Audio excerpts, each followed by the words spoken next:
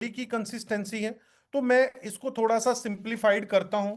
मैंने आप लोगों के लिए जो एक 30 डेज चैलेंज यहां पर आप देख सकते हैं मैंने बनाया है, इसको मैं बाद में एज ए शेयर भी करूंगा कि 30 डेज चैलेंज जो है आपका बेसिकली क्या होना चाहिए। एक तो आपने सबसे पहले, आज 17 जनवरी है, तो आप 15 फरवरी तक का अपना टारगेट ले लें कि मुझे 30 डेज का चैलेंज लेना है फॉर लीडरशिप। अपने आप को अलाइन करने के लिए, अपने आप को डिसिप्लिन करने के लिए, अपने आप को कंसिस्टेंसी में रहने लाने के लिए। अगर आपने इस 30 डेज के प्रोग्राम को किया, जैसे आजकल आप देखते होंगे ना रील्स के अंदर, कोई बोलता है मैंने 50 दिन का चैलेंज लिया, मुझे 10 किलो वेट लूज करना है। कोई बोलता है मुझे बिजनेस में, जैसे मैं आजकल देख रहा हूँ एक पर्सन की वीडियो, बोलता है मुझे 2026 में 1,000 करोड़ का प्रॉफिट कमाना है। आपका इंडिया के पर्सन है, 1,000 करोड़ का प्रॉफिट, बिजनेस नहीं करना, प्रॉफिट, ट्रेडिशनल। ठीक है, सिर्फ मतलब एक तरीके से बिजनेस सोल्यूशन प्रोवाइड करा रहा है वो पर्सन। तो अगर आप देखेंगे तो लोग ना अपने गोल्स को, अपने चैलेंज को पब्लिकली कर रहे हैं। किस लिए कर रहे हैं? ताकि पब्लिकली उनको इंकरेज कर मिले, पब्लिकली उनको इंकरेजमेंट मिले, लोग उनको अप्रिशिएट करें, yes you did a good job. दोस्तों, ये सारी चीजें आपको स्ट्रेंथ देती हैं, आपको किक देती हैं, आपको एनर्जी देती हैं। तो यहां पर जितने भी लीडर्स हैं, मैं आपको बोलूंगा कि आप अपने आप से एक 30 डेज का चैलेंज लें कि 30 डेज में आपने अपना क्या क्या बदलना है। तो यहां पर मैंने कुछ चीजें बनाई हैं। सबसे पहले आपने बिल्ड योर डेली डिसिप्लिन। आपने अपने डेली के डिसिप्लिन बनाने हैं। ठीक है, अब वो डेली के डिसिप्लिन क्या हो सकते हैं? आपका सोने का टाइम और आपके उठने का टाइम, आपकी सुबह की जूम मीटिंग हो सकती है, आपकी फिक्स डेली दिन की प्रेजेंटेशंस हो सकती है कि मैं इतनी मीटिंग करूंगा ही करूंगा, मैं अपनी टीम के इतने लोगों से मिलूंगा ही मिलूंगा। ये आपके डेली का डिसिप्लिन हो सकता है। सो के उठने से लेकर और अगेन वापस बेड आने तक, आप लंच की, आप दिन में 3 मील लेंगे या 2 मील लेंगे। आज मैं आपको बता दूं, आज के टाइम में लोग ज्यादा खाना खाने से मर सकते हैं, कम खाना खाने से कोई मर नहीं सकता। और ये साइंटिफिकली भी वो हो चुका है प्रूवन। हम जितना लेस खाना खाएंगे, अगर हमें 3 मील की जरूरत, अगर आप 2 मील लेंगे तो आप ज्यादा हेल्दी रह सकते हैं। आपकी जो एज है, जाहिर सी बात है वो तो ऊपर वाले ने डिसाइड कर ली, लेकिन एक हेल्दी लाइफ स्टाइल आपकी पॉसिबिलिटीज बढ़ा सकता है कि आप मोर देन 5 इयर्स जो है एक्स्ट्रा जी सकते हैं अगर आप अपने एक मील को स्किप करते हैं। तो आपने डिसाइड करना है, मैं आपकी कोई खाने पीने के साथ कॉम्प्रोमाइज नहीं करवाऊंगा। आपने डिसाइड करना है कि आपने अपना डेली का रूटीन, डेली का डिसिप्लिन किस तरीके से रखना है। इसको आप नोट डाउन कर सकते हैं, 30 डेज चैलेंज। वैसे मैं एक पीडीएफ भी शेयर करूंगा आपके साथ बाद में, क्योंकि मैं थोड़ा इंगेज रहा। ऑलरेडी मैंने बनाई हुई है, लेकिन मुझे कुछ और चीजें ऐड करने की जरूरत है उसमें।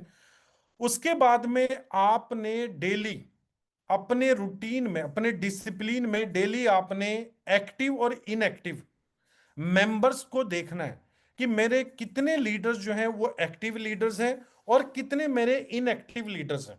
ये आपके पास डाटा होना चाहिए। हम कर क्या रहे हैं? हम काम करते हुए चले जा रहे हैं। तो वो एक सेइंग है ना, आगे आगे भाग पीछे छोड़ की कहावत जो है, हम उसको फॉलो कर रहे हैं। पुराने लीडर्स, पुराने लोगों को हम ज्वाइन कराते हैं, स्टार्ट करवाते हैं, वो थोड़ा सा ब्रेक लगाते हैं, हम परमानेंट ब्रेक लगा के आगे निकल जाते हैं। ऐसा नहीं होना चाहिए। आपने दोनों चीजों को अलाइन करना है, अपने एक्टिव लीडर्स को भी और इनएक्टिव लीडर्स को भी। इनएक्टिव लीडर्स को आपने एक्टिव लीडर्स की तरफ लेके जाना है, एक्टिव लीडर्स को आपने प्रोडक्टिव लीडर्स की तरफ लेके जाना है कि वो प्रोडक्टिविटी की तरफ आए। देखिए, एक्टिव तो बहुत सारे लोग होंगे आपकी टीम में, आप बोलेंगे सर मैं तो डेली जूम कॉल में भी आता हूं, मैं लोगों से मिलता भी हूं, लेकिन क्या वो प्रोडक्टिव है? एक्टिव होने से आपको पैसा नहीं आएगा, उसके प्रोडक्टिव होने से आपकी जेब में पैसा आएगा, और उसको भी प्रोडक्टिव होने से ही पैसा मिलेगा। अगर वो सिर्फ एक्टिव है तो उसको पैसा नहीं मिलने वाला।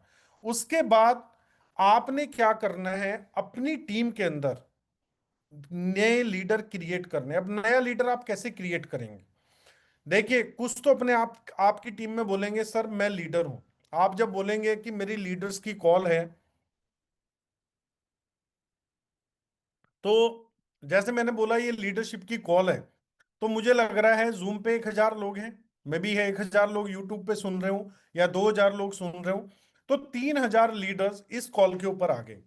ऐसे ही आपकी टीम में जब आप बोलते हैं मैं लीडरशिप कॉल कर रहा हूं, तो बहुत सारे लोग हैं जो उस कॉल के ऊपर आ जाएंगे।